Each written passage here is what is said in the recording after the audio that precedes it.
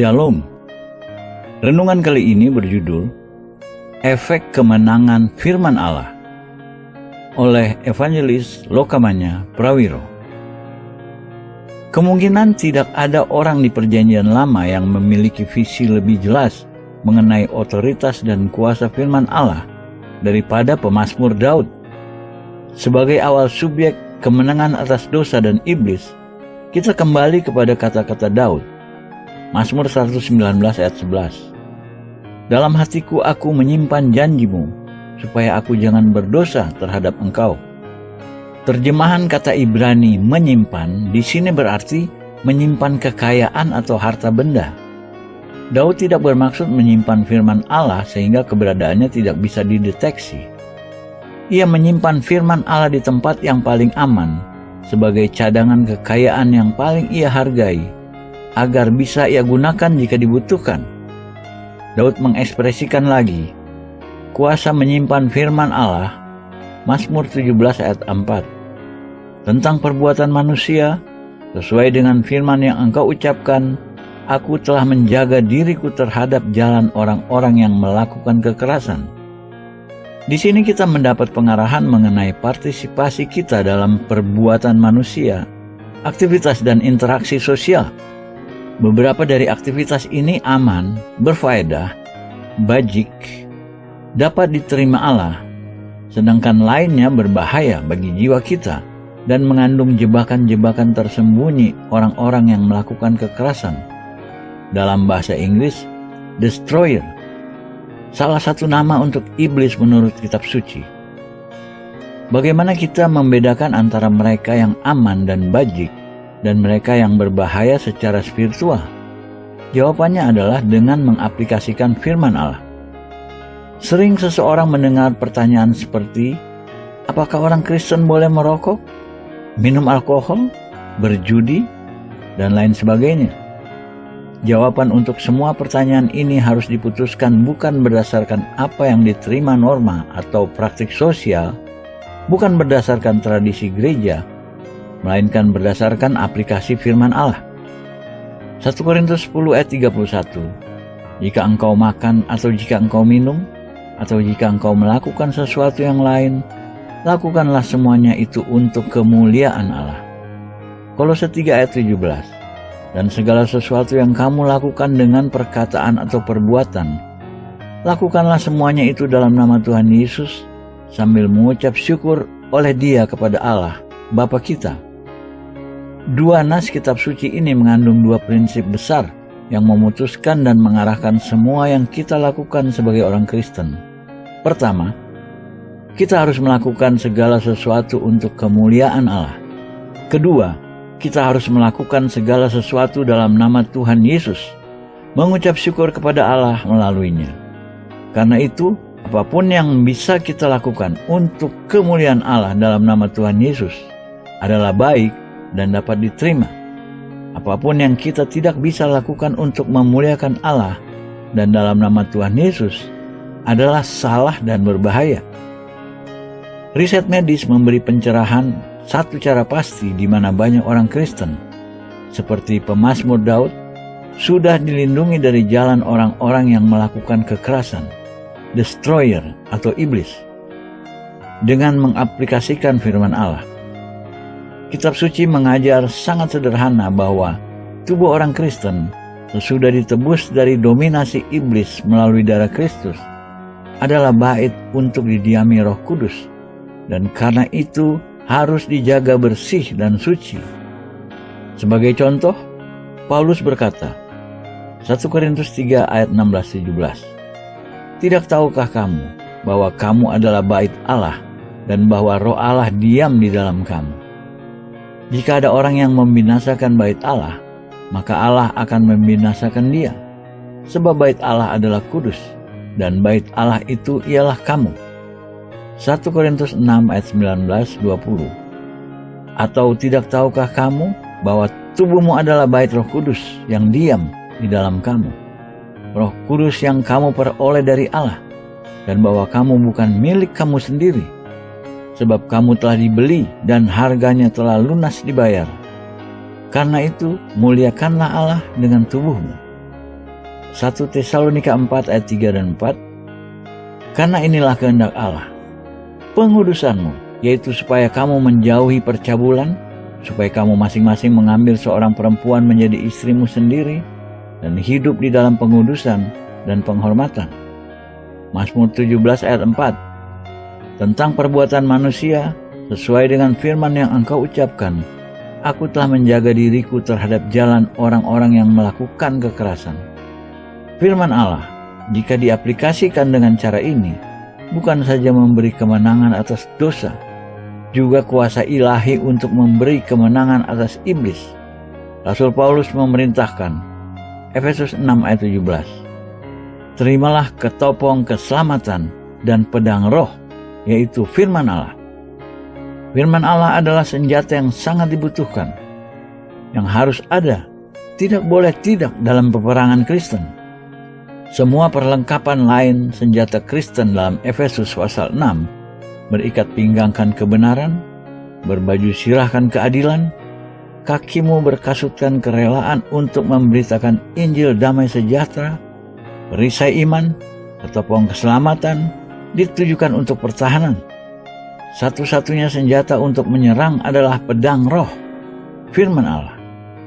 Tanpa pengetahuan firman Allah yang lengkap dan mengaplikasikannya, seorang Kristen tidak memiliki senjata penyerang. Tidak ada senjata yang dapat ia gunakan untuk menyerang iblis, kuasa kegelapan, dan membuat mereka mundur. Dengan pandangan ini, tidak heran sepanjang sejarah gereja Kristen, iblis menggunakan segala cara dan adat di dalam kekuasaannya untuk membuat orang-orang Kristen tidak mengetahui kodrat, otoritas, dan kuasa sesungguhnya dari firman Allah. Dalam menggunakan firman Allah sebagai senjata, Tuhan Yesus Kristus adalah contoh Kristen tertinggi.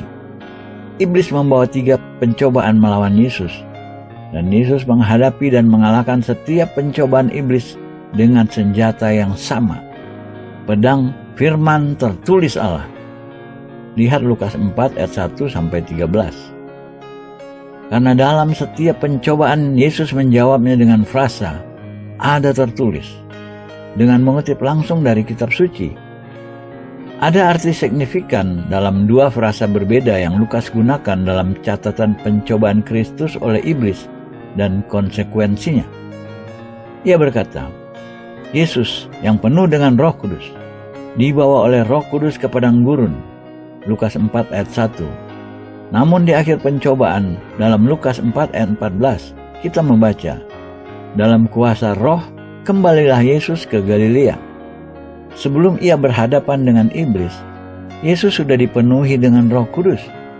Namun baru setelah Yesus berhadapan dan mengalahkan iblis dengan pedang firman Allah, ia bisa memulai pelayanannya yang ditetapkan Allah dalam kuasa Roh. Ada perbedaan karena itu antara dipenuhi dengan Roh dan bisa melayani dalam kuasa Roh. Yesus baru masuk ke dalam kuasa Roh setelah ia terlebih dahulu menggunakan pedang firman Allah, mengalahkan usaha iblis membelokkannya dari menggunakan pelayanannya yang dipenuhi kuasa Rohnya. Ini pelajaran yang harus dipelajari oleh orang-orang Kristen hari ini. Banyak orang Kristen yang sudah mengalami kepenuhan Roh Kudus Alkitabiah tidak pernah melayani Allah dalam kuasa Roh. Alasannya karena mereka gagal mengikuti contoh Kristus. Mereka belum pernah belajar mengayun pedang firman Allah begitu rupa, mengalahkan iblis dan perlawanannya, agar bisa melakukan pelayanan yang Allah sebenarnya sudah penuhi mereka dengan Roh Kudus. Tidak ada orang yang memiliki kebutuhan lebih besar dan lebih mendesak untuk mempelajari firman Allah daripada orang Kristen yang baru saja dipenuhi dengan Roh Kudus. Namun demikian, sedihnya orang Kristen sering berpikir dipenuhi dengan Roh sebagai pengganti untuk kerajinan belajar dan mengaplikasikan firman Allah. Padahal realitanya, kebalikannya yang benar. Tidak ada perlengkapan lain dalam persenjataan prajurit bisa menjadi pengganti pedangnya, dan bagaimanapun lengkapnya ia dipersenjatai di semua titik-titik lain, seorang prajurit tanpa pedangnya berada dalam bahaya besar. Begitu pula dengan orang Kristen. Tidak ada peralatan spiritual atau pengalaman pengganti pengetahuan lengkap firman Allah, dan bagaimanapun lengkapnya ia diperlengkapi dalam semua hal. Orang Kristen tanpa pedang firman Allah selalu berada dalam bahaya besar. Orang-orang Kristen awal zaman rasul-rasul atau apostolik, walaupun sederhana dan tidak berpendidikan, mengikuti contoh Tuhan mereka dalam mempelajari pengetahuan dan menggunakan firman Allah sebagai senjata penyerang dalam konflik spiritual yang mereka alami karena iman mereka dalam Kristus. Sebagai contoh, Rasul Yohanes yang sudah dewasa rohaninya menulis kepada orang-orang Kristen muda yang tumbuh di bawah bimbingannya. 1 Yohanes 2 ayat 14. Aku menulis kepada kamu, hai orang-orang muda, karena kamu kuat dan firman Allah diam di dalam kamu, dan kamu telah mengalahkan yang jahat. Yohanes membuat 3 pernyataan mengenai orang-orang muda ini.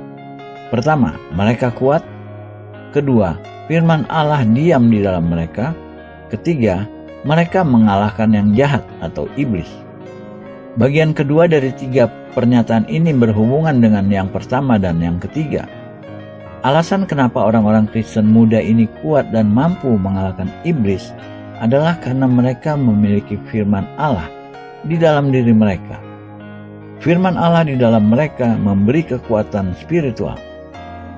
Kita perlu bertanya pada diri kita, berapa banyak orang-orang muda Kristen dalam gereja kita hari ini yang kuat dan sudah mengalahkan iblis?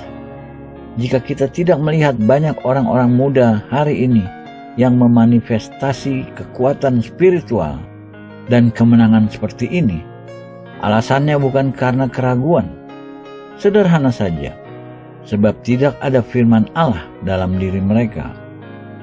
Satu-satunya sumber kekuatan dan kemenangan adalah pengetahuan firman Allah yang lengkap. Orang-orang Kristen muda yang tidak memiliki firman Allah lengkap dalam diri mereka tidak pernah bisa benar-benar kuat dan memiliki pengalaman kemenangan. Hari ini kita berada dalam bahaya besar meremehkan kapasitas spiritual orang-orang muda dan memperlakukan mereka dengan sikap kekanak-kanakan. Bahkan hari ini ada kecenderungan menciptakan dalam orang-orang muda kesan bahwa Allah menyediakan bagi mereka kekristenan dengan tuntutan lebih ringan dan standar lebih rendah daripada yang diberlakukan pada orang-orang dewasa. Sehubungan dengan ini, Salomo membuat pernyataan yang sangat relevan dan mempenetrasi. Pengkhotbah 11 ayat 10. Karena kemudaan dan fajar hidup adalah kesia-siaan. Dengan kata lain, masa kanak-kanak dan masa muda hanya sekejap. Penampilan di luar tidak bisa mengubah realitas spiritual jiwa. Realitas spiritual sebagai fondasi kekristenan tidak bisa ditentukan oleh perbedaan umur atau gender. Kekristenan didasari atas kualitas seperti pertobatan, iman, ketaatan, pengorbanan, penyembahan. Kualitas ini berlaku sama untuk laki-laki dan perempuan dewasa, maupun untuk anak-anak laki-laki dan anak-anak perempuan. Salah satu cara memenuhi kebutuhan ajaran kitab suci yang lengkap bagi orang-orang muda Kristen adalah dengan mengirim mereka ke sekolah Alkitab atau sekolah tinggi teologi. Namun, usul solusi ini bisa diterima hanya dengan 2 kualifikasi. Pertama, harus diakui ada tendensi meningkat pada saat ini, bahkan di antara sekolah evangelikal atau sekolah Injili sepenuh, memberi waktu lebih sedikit untuk studi Alkitab dan lebih banyak untuk studi-studi sekuler lainnya.